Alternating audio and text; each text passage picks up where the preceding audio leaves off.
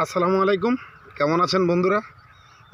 আপনাদেরকে ভালো একটা পরামর্শ দেওয়ার জন্য আনছি। কারণ ভালো পরামর্শ দিলে তো আমার কথা শুনেন না। কারণ আমি সত্য কথা বলতে বেশি পছন্দ করি। আরে ভাই, আমি মিথ্যা কথা বলি না তা না, আমি মিথ্যা কথা বলি।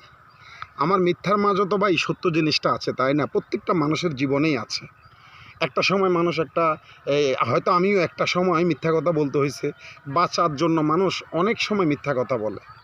আল্লাহ তাআলা বলছে, তুমি বাঁচার জন্য মিথ্যা কথা বলতে পারো।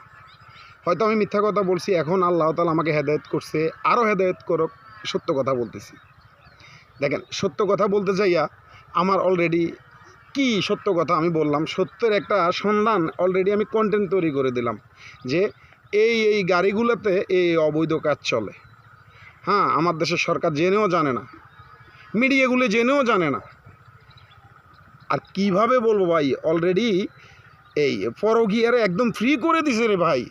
পরকীয়ারে আমরা এত প্রমোট করতেছি আমাদের এই 99% মুসলিম দেশে। আরে ভাই, আমি তো ইন্ডিয়া গেছি, এভাবে পরকীয়া হয় না ভাই। একটা ছেলে একটা মেয়ে, কোথাকার বাড়ি কোথাকার ঘর, আমাদের এই গাড়ির ছোট ছোট কামরা করে দিছে। আমি বুঝি না রে ভাই, কেন এই ছোট ছোটোগুলো কামরা করে দিল? হ্যাঁ, 6 চাক্কার উপরে এই 16 টন 15 টন ওজন।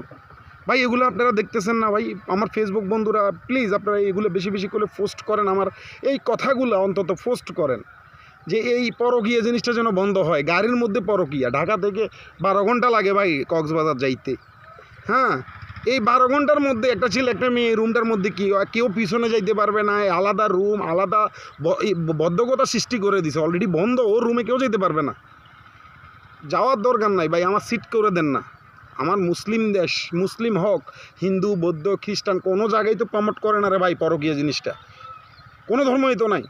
তা আমরা পরকীয়াকে বারবার বলতেছি, আল্লাহ তাআলা যেন আমাদেরকে এই ফানা থেকে মুক্তি করে, মুক্ত রাখে, পরকীয়া থেকে মুক্ত রাখে। বেশি বেশি বলতেছি, আপনারা শেয়ার করেন, সবাই একসাথে আওয়াজ করেন। বেশি কিছু বলবো না, যেন পরকীয়াটা বন্ধ হয়ে যায়। আসসালামু আলাইকুম রহমতুল্লাহ।